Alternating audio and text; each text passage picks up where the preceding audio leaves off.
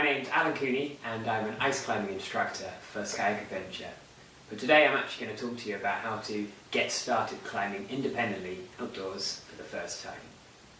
Now the type of climbing we're going to talk about is top rope climbing, and the way that works is the rope goes up from the climber to the top of the climb and then back down again to the B-layer that keeps the climber secure.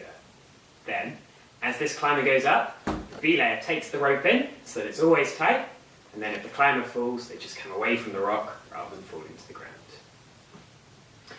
Now this video is for those of you who've never climbed before, but also for those of you who've maybe climbed indoors but not made that step of climbing outdoors. Now there's 3 things you need for climbing independently outdoors, and the first one of those is some equipment.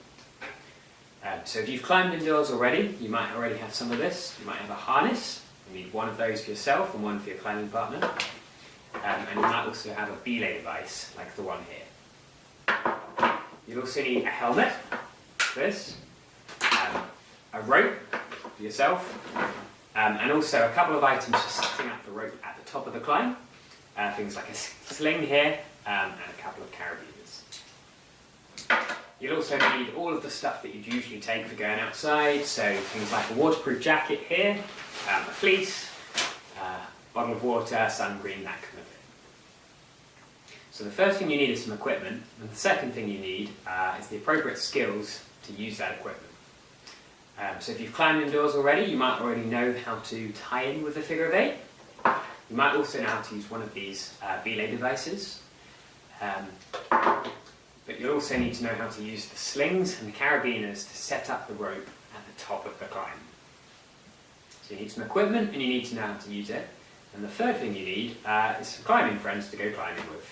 So if you come along on a Skyhook Adventure course, you'll meet other interesting people, but you can also join our alumni network afterwards and get to know other climbers who are looking to go outside. Thanks very much for watching this video.